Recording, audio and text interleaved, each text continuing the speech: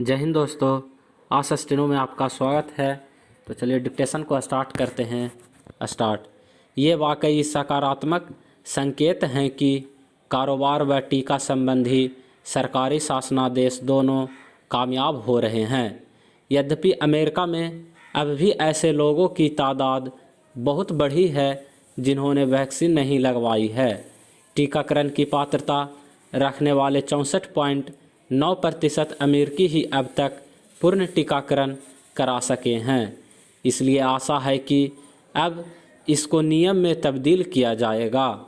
United airlines ऐसी पहली company है जिसने अपने कर्मचारियों के लिए टीके को अनिवार्य बनाया और इसके परिणाम काफ़ी प्रभावशाली दिखे हैं। लगभग 67,000 कर्मचारियों वाली इस कंपनी के 3% से भी कम कर्मियों ने स्वास्थ्य व धार्मिक कारणों के आधार पर टीके की शर्त से छूट का आवेदन किया, जबकि 1% ने आदेश का पालन नहीं किया। कंपनी ने उन 593 कर्मचारियों के निष्कासन की प्रक्रिया शुरू कर दी है जिन्होंने न तो टीके लगवाए और न ही रियायत की मांग की। एयरलाइंस के प्रमुख ने उचित ही कहा है कि जब सभी लोगों को टीके लगेंगे तभी इसका मकसद पूरा होगा और तभी सब सुरक्षित हो पाएंगे। महामारी की शुरुआती लहर में भारी नुकसान उठा चुके न्यूयॉर्क प्रशासन ने सूबे के सभी अस्पतालों व नर्सिंग होम के कर्मचारियों के लिए सोमवार की आखिरी समय सीमा तय की थी। अधिकारियों के मुताबिक करीब 6,50,000 स्वास्थ्य कर्मियों में से 92% कर्मियों ने कम से कम एक खुराक ले ली है।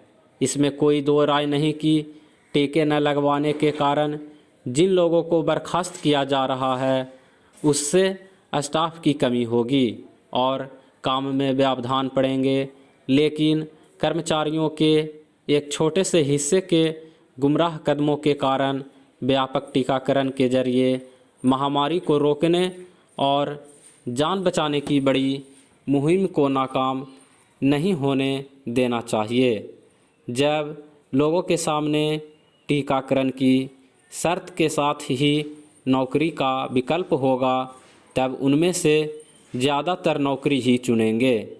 बगैर किसी वैध कारण के टीकाकरण से इनकार एक गैर जिम्मेदाराना रवैया है।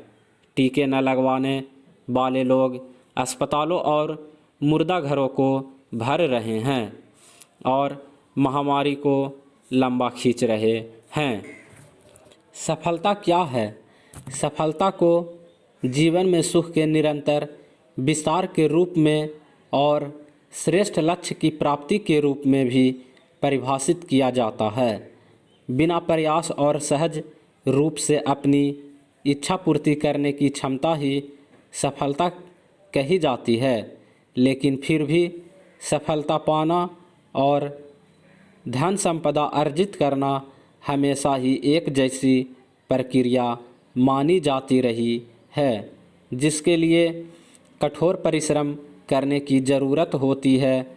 सफलता और समृद्धि के प्रति हमें एक आध्यात्मिक दृष्टिकोण अपनाने की ज़रूरत है। सफलता के कई आयाम होते हैं। भौतिक संपदा तो उसका केवल एक घटक है। इससे भी बड़ी बात यह है कि सफलता एक सतत यात्रा है, कोई गंतव्य नहीं। भौतिक संपन्नता किसी भी रूप में हो, वह तो उन बातों में से केवल एक है जो कि इस यात्रा को अधिक सुखद बना देती है। मैंने सफलता के 7 आध्यात्मिक सिद्धांत सुझाए हैं।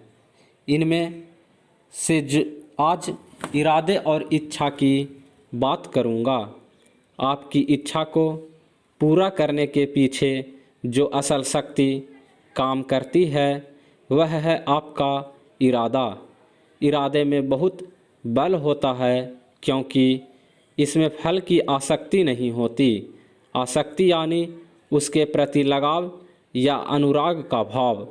आपका इरादा अगर फल के प्रति नहीं है, जब कोई काम वर्तमान पल के प्रति सजग रहते हुए किया जाता है तब वह सर्वाधिक प्रभावी होता है। स्टॉप।